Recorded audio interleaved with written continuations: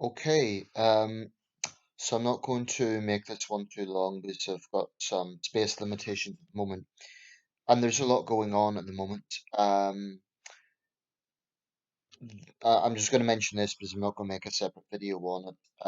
There's a train crash, of course, in Scotland the other day in Stonehaven near Aberdeen, and it's the first serious derailment in the UK in 13 years since a grey rig accident in Cumbria back in 2007. So sad for the three people who have lost their lives, and six others were wounded. Um, it would have been a lot worse had that train been packed with people. Obviously, because of the circumstances, that wasn't the case. I have a French friend in that part of the country, and she said there was torrential rain overnight, so one can see the circumstances of that. So sad for all those involved. Okay, the main thing I want to talk about here is the big news from American politics, which is, of course, Joe Biden's running mate pick, Kamala Harris. Not overly surprising, she was the favorite. Um, my gut feeling is he has made a sensible choice, and this is why. I think that, of course, the Trump campaign is going to be on the attack. He's already called her a nasty woman. He's trying to exploit the fact she was quite critical of Biden during the campaign. The obvious strategy there is to kind of divide the Democrats. I don't think it'll work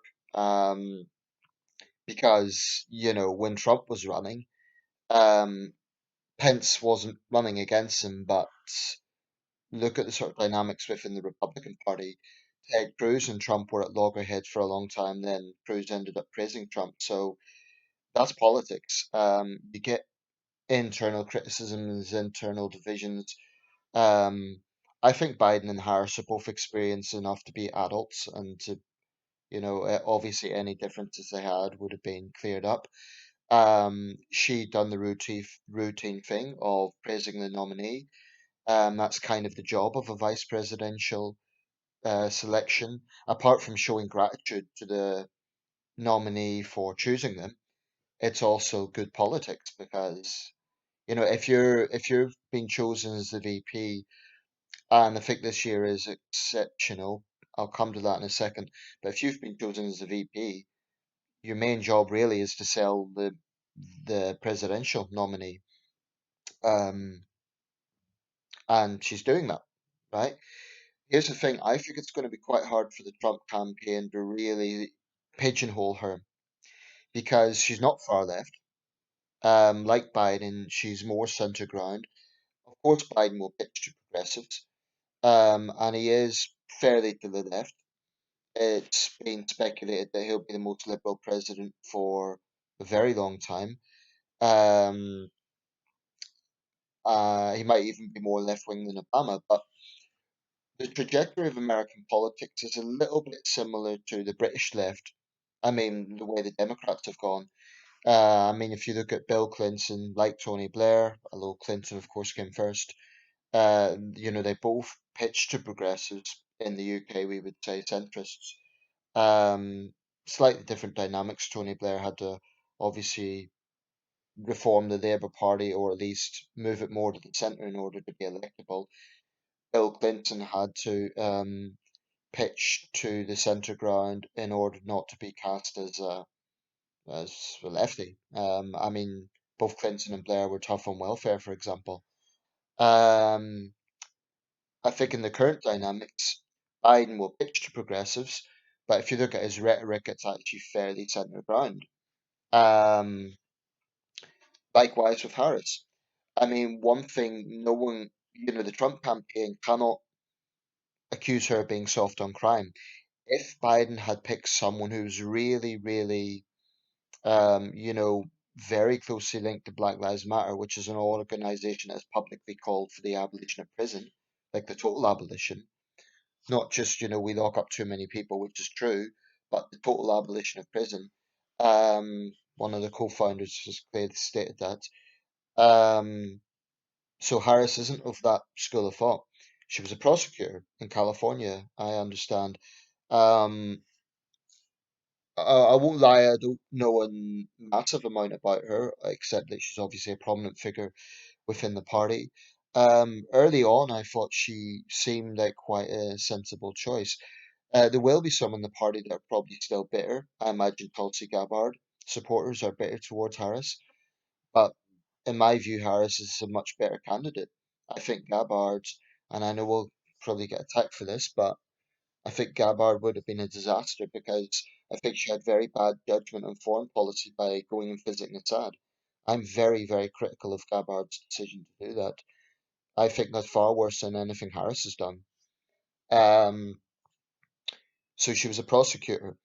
Obviously, within the black community, they will say, well, she's kind of a traitor. This was a black woman who prosecuted black defendants, but including some who were, as I understand it, non-violent. But it also means that that's harder to attack her as being soft on crime. Um, I don't know the circumstances of those cases, for example, if there's any miscarriages of justice or anything like that. But she's a politician. Her job was to be a prosecutor, and if people were convicted of a crime, that was her job. Um, so I think it's quite a smart move by Biden. Biden is very far from an ideal candidate, and that's maybe more for another video. I think in any other year, Biden would be trailing. I mean, if it was against any other incumbent, sometimes his age does show. On more than one occasion, he has, let's say, to be kind, fuddled his words. Um, and he's been less than inspiring when it comes to, in my opinion, China. I think Trump has come across stronger in that area. Um, Also, Trump, of course, got a big coup yesterday with that agreement or the normalization of relations between Israel and the United Arab Emirates. That is a big coup for Trump before the election, and credit where credit's due. I still think Trump, in many ways, is a disaster, but credit where credit's due. His administration, specifically Jared Kushner, deserves credit for that. I give them credit. Um, is it enough uh, to hail foreign policy success? I'm not sure. I mean, his overtures to Kim Jong Un were very far from successful, and it's pandering to foreign dictators like Putin, again, to me, is absolutely unpresidential. Um, but I think the Biden-Harris ticket is not as weak as Trump supporters will think it is. They may see Biden as a weak figure, but I think that, I mean, he's strongly indicated he's going to be a transitional figure, a one-term president. He's being upfront about that. Um, I personally wouldn't underestimate Kamala Harris. My impression from her is she is a heavyweight. I could be wrong, but that's my impression.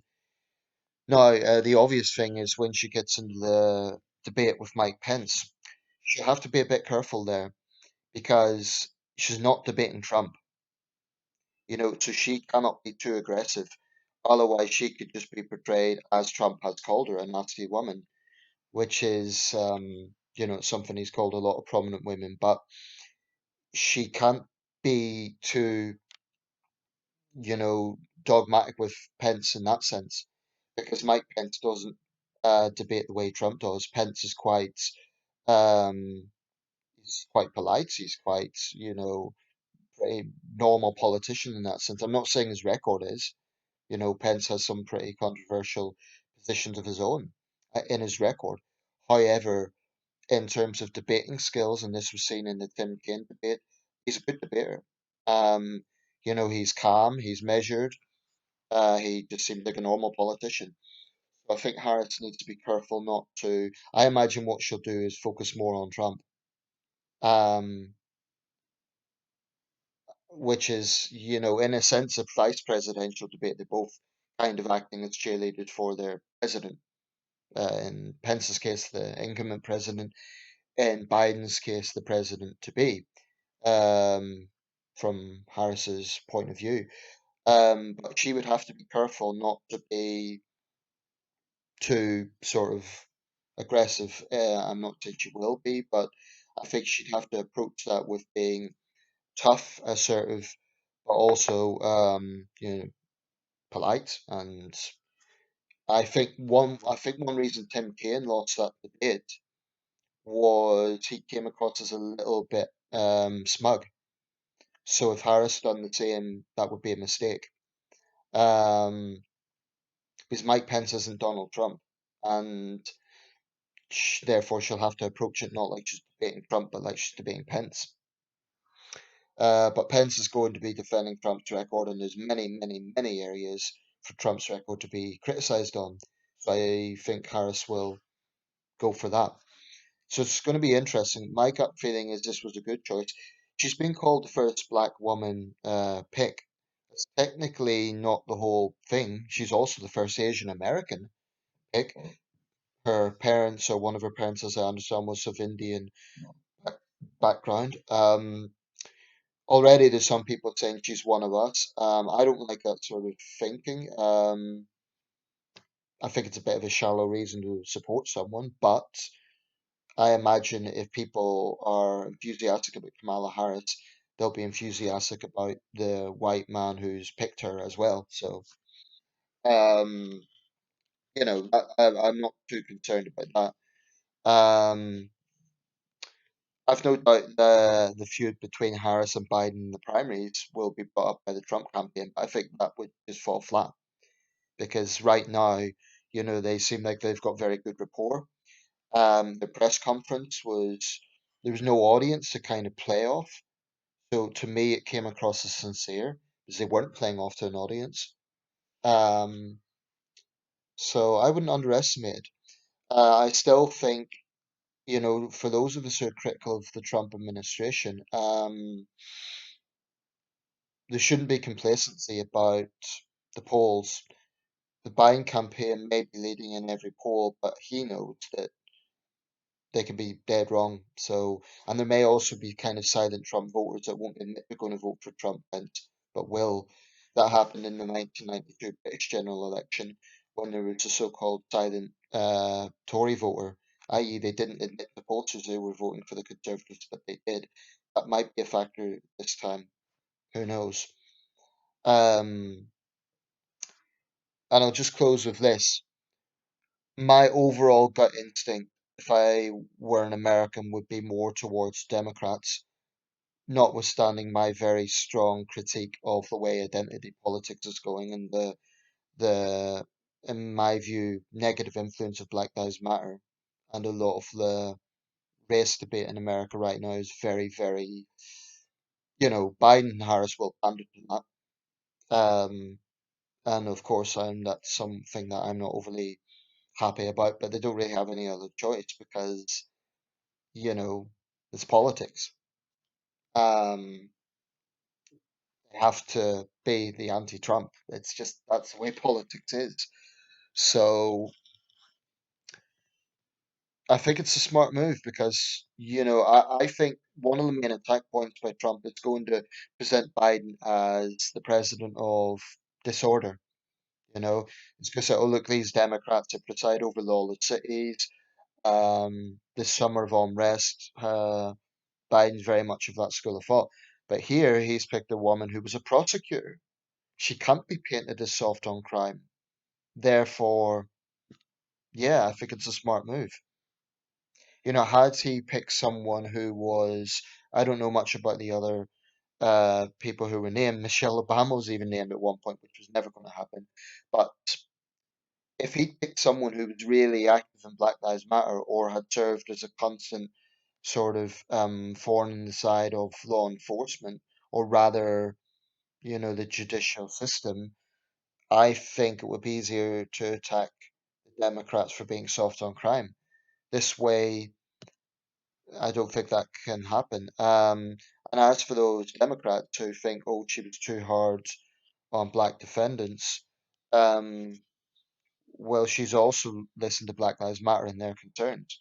And it's clear that she's, not ideologically opposed to that. So, yeah, I think it's a smart pick. That's my gut feeling. I mean, she's a hell of a lot better than Sarah Palin, in my view. Um, Geraldine Ferraro, I didn't know much about. but that does make Harris only the third woman VP pick. So it's interesting. It'll be interesting to see what happens.